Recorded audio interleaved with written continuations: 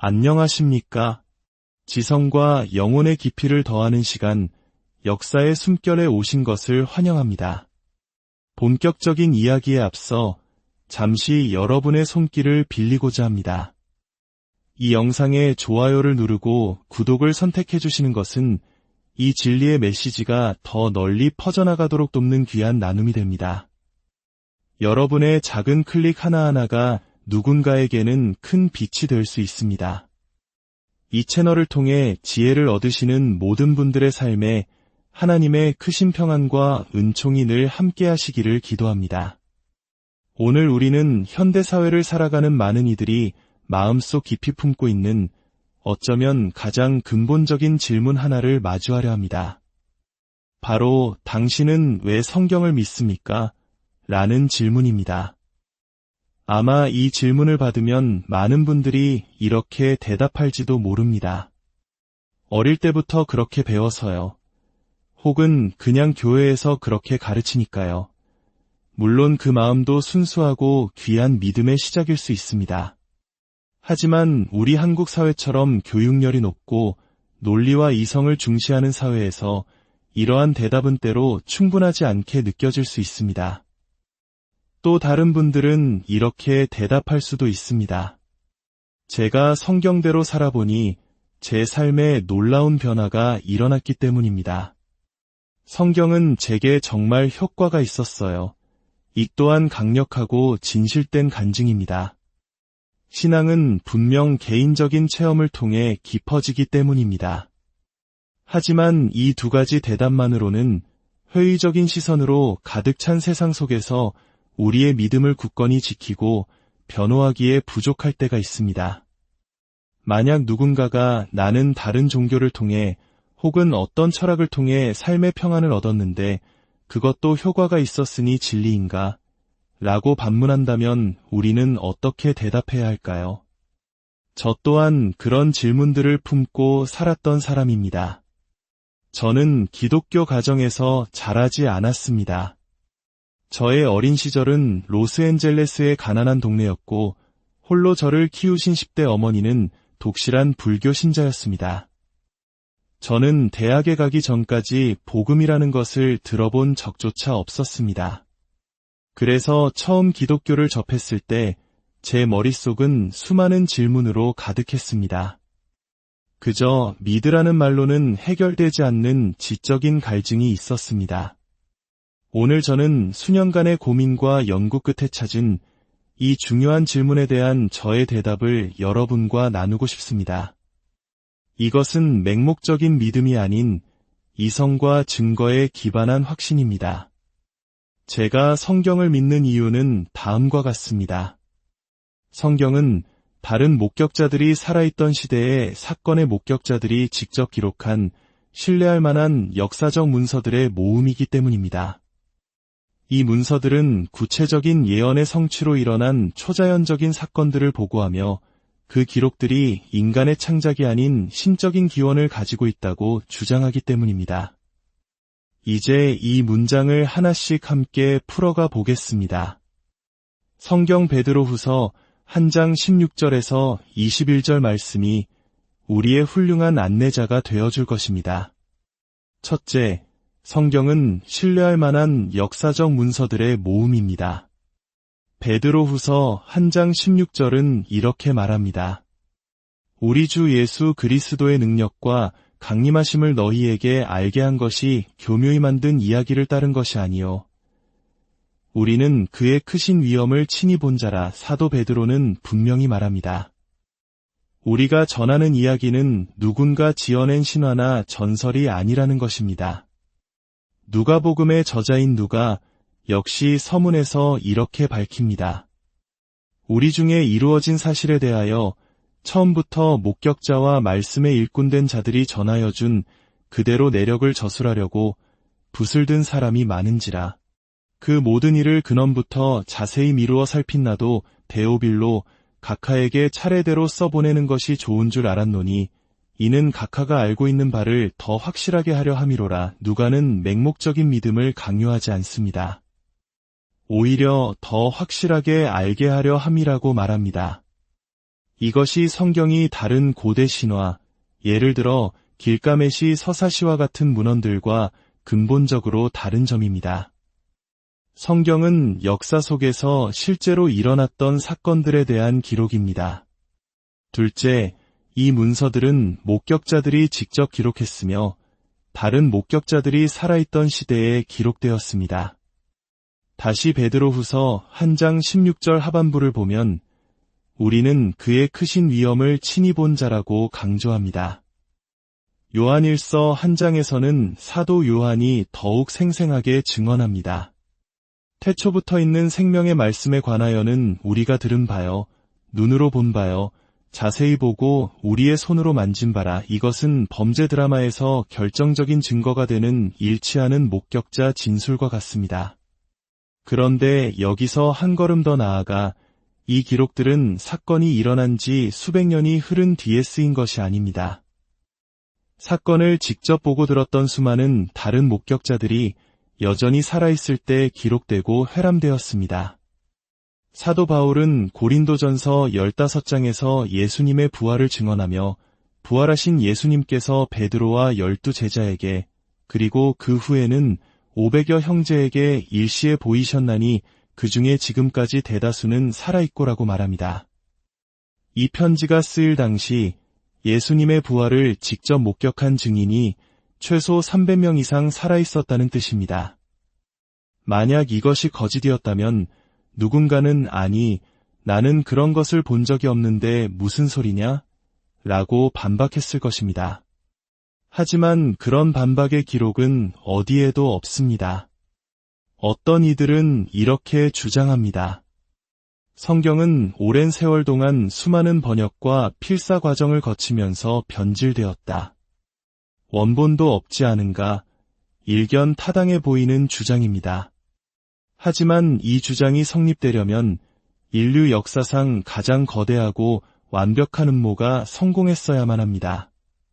신약 성경의 경우 고대 그리스어로 된 사본이나 단편들이 무려 6,000개가 넘게 발견되었습니다. 우리가 서양 역사의 아버지라 부르는 헤로도토스의 저작 사본은 10개가 채 되지 않고 아리스토텔레스의 저작은 5개 정도에 불과합니다. 율리우스 카이사르의 갈리아 전기 원본과 가장 가까운 사본은 무려 900년의 시간 차이가 나지만 아무도 그 내용의 진실성을 의심하지 않습니다. 반면 신약 성경 사본들은 원본이 기록된 후 불과 수십 년에서 100여 년밖에 지나지 않은 것들이 다수 존재합니다. 만약 누군가 성경을 조작하려 했다면 흩어져 있는 6,000개가 넘는 그리스어 사본을 모두 찾아내어 흔적도 없이 똑같은 내용으로 조작하고 아무도 모르게 제자리에 돌려놓아야 합니다. 이것이 끝이 아닙니다. 초대 교회는 빠르게 복음을 전파하며 시리아어, 콥트어, 라틴어 등 다양한 언어로 성경을 번역했습니다. 조작을 하려면 이 모든 번역본들까지 찾아서 자신들이 조작한 그리스어 사본이 내용과 일치하도록 또다시 완벽하게 조작해야 합니다. 심지어 3단계의 음모까지 필요합니다. 초대 교회의 교부들은 수많은 신약 성경 구절을 인용하여 방대한 양의 주석과 편지를 남겼습니다. 학자들의 연구에 따르면 만약 신약 성경이 모두 사라진다 해도 초대 교부들의 글에 인용된 구절들만 모아서 신약 성경의 95% 이상을 복원할 수 있을 정도라고 합니다. 그렇다면 조작자들은 교부들의 모든 저작까지 찾아내어 자신들이 만들어낸 거짓말과 일치하도록 바꿔치기해야 했을 겁니다. 이것이 과연 가능하다고 생각하십니까?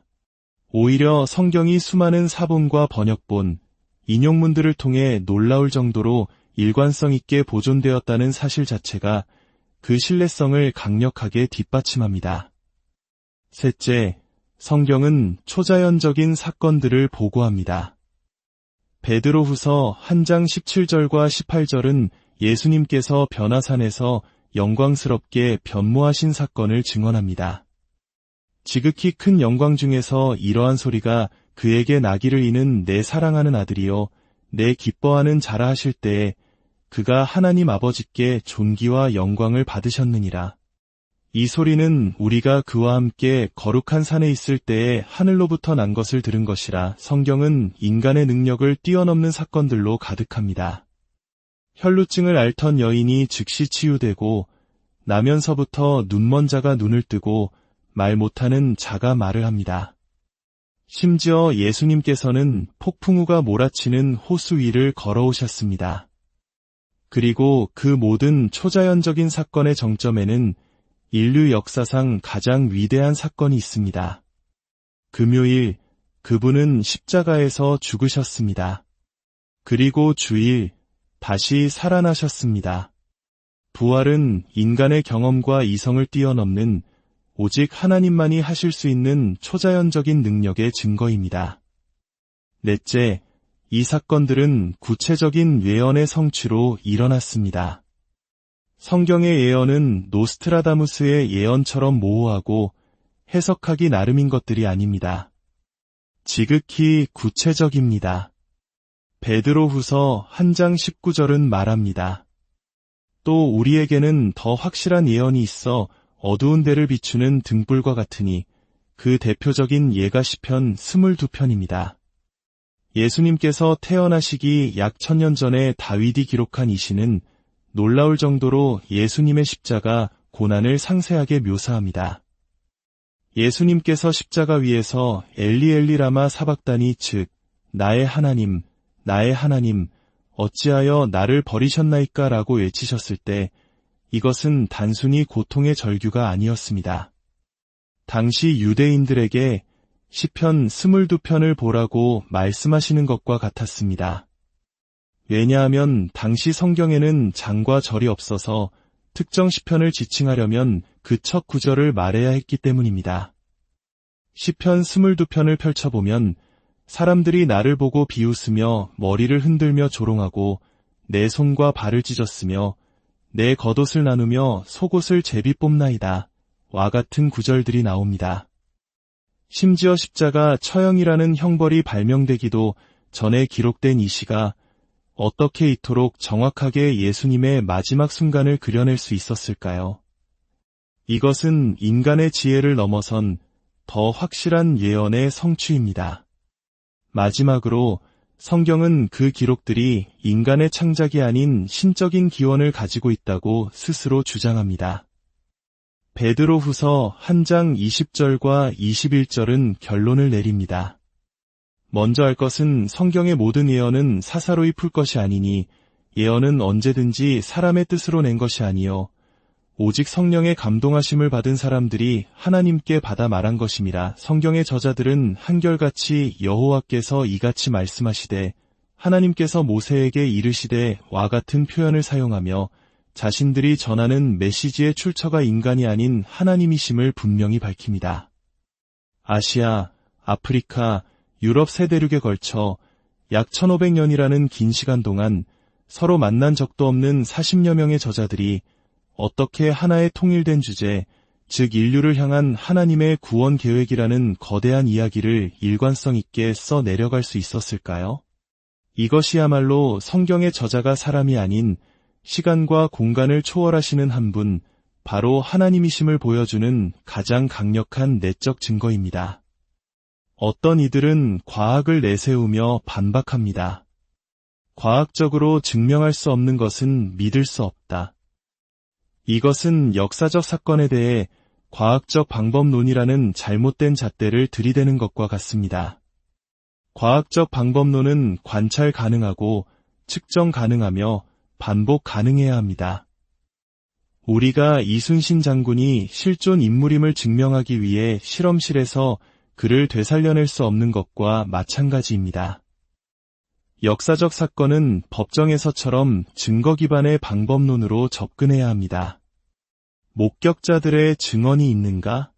그들의 증언은 일치하는가?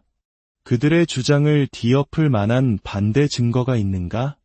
이러한 질문들 앞에서 성경은 그 어떤 역사서보다도 압도적인 증거들을 우리에게 제시합니다. 사랑하는 성도 여러분, 그리고 진리를 찾는 모든 분들, 이제 다시 처음의 질문으로 돌아가 봅시다. 당신은 왜 성경을 믿습니까? 이제 우리는 이렇게 대답할 수 있습니다. 단순히 그렇게 배워서가 아니라 단지 내 삶에 효과가 있어서만이 아니라 저는 성경을 믿습니다. 왜냐하면 성경은 다른 목격자들이 살아있던 시대의 사건의 목격자들이 직접 기록한 신뢰할 만한 역사적 문서들의 모음이기 때문입니다. 이 문서들은 구체적인 예언의 성취로 일어난 초자연적인 사건들을 보고하며 그 기록들이 인간의 창작이 아닌 신적인 기원을 가지고 있다고 주장하기 때문입니다. 이 지적인 확신 위에 여러분 각자의 삶에서 경험한 하나님의 살아있는 능력이 더해질 때 우리의 믿음은 그 어떤 세상의 풍파에도 흔들리지 않는 굳건한 반석이 될 것입니다. 이 말씀을 여러분의 마음에 새기십시오. 그리고 세상이 여러분에게 질문할 때 담대하게 여러분의 믿음을 변호하십시오. 이 진리의 말씀이 여러분의 삶을 이끌고 어두운 세상의 빛이 되기를 소망합니다. 주 예수 그리스도의 은혜와 하나님의 사랑과 성령의 교통하심이 여러분 모두와 함께 있을지어다.